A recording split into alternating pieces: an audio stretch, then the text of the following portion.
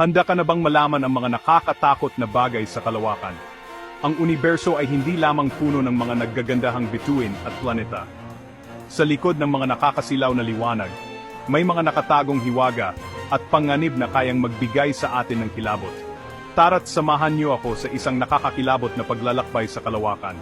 Ating tuklasin ang mga misteryo ng mga black hole, ang dilim na bumabalot sa dark matter, at ang nakakapangilabot na lakas ng gamma ray bursts. Humawak kayo ng mahigpit dahil papasukin natin ang mundo ng mga rogue planets at haharapin ang misteryo ng Great Attractor. Ito na ang paglalakbay sa mga nakakatakot na bagay sa kalawakan. Isipin mo na lang, isang bagay na kayang higupin ang lahat ng nasa paligid nito, pati na ang liwanag. Ito ang mga black holes, mga halimaw ng kalawakan na nabuo mula sa mga nagbagsakang bituin.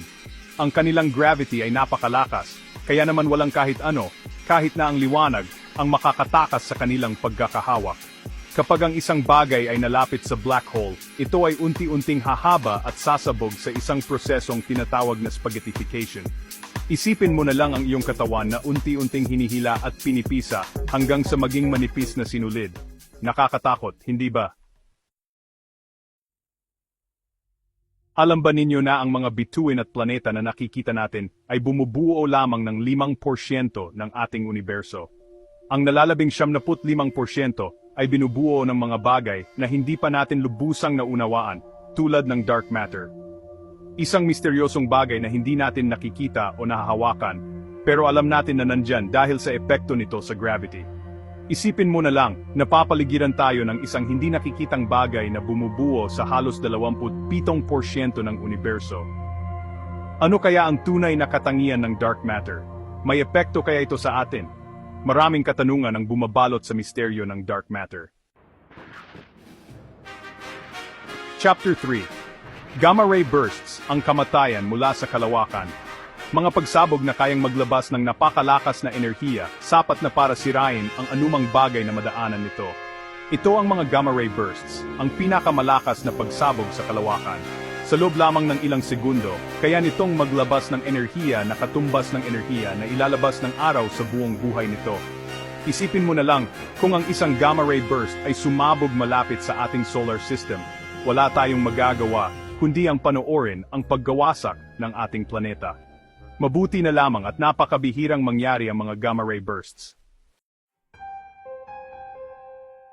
Chapter 4. Rogue Planets, mga ligaw na mundo sa dilim. Isipin mo ang isang planeta na gumagala sa kalawakan na walang sariling bituin.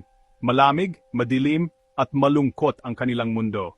Ito ang mga rogue planets, mga planeta na naligaw sa kalawakan dahil sa gravitational pull ng ibang mga planeta.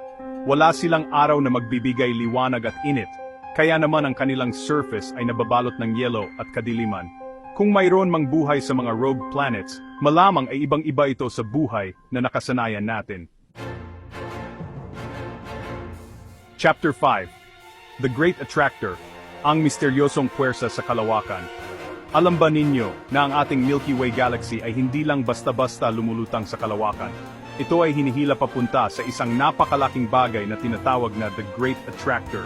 Isang napakalaking bagay na humihila sa ating Milky Way at sa iba pang mga kalapit na galaxy papunta rito. Pero ano nga ba ang Great Attractor? Hindi pa rin natin alam. Maraming teorya pero wala pa rin konkretong sagot. Isa itong misteryo na patuloy na pinag-aaralan ng mga siyentista. Outro. Ang kalawakan, puno ng hiwaga at panganib. Sana'y nagustuhan niyo ang ating paglalakbay sa mga nakakatakot na bagay sa kalawakan. Mula sa mga black holes hanggang sa Great Attractor, tunay na kahanga-hanga at nakakatakot ang mga hiwaga ng universo. Ngunit sa kabila ng mga panganib, huwag nating kalimutan ang kagandahan ng kalawakan. Ang mga bituin na nagbibigay liwanag sa ating gabi, ang mga planeta na umiikot sa mga bituin, at ang mga galaxy na nagsasayaw sa kalawakan. Huwag kalimutang mag-subscribe para sa mas marami pang nakakakilabot na kaalaman. Hanggang sa muli nating paglalakbay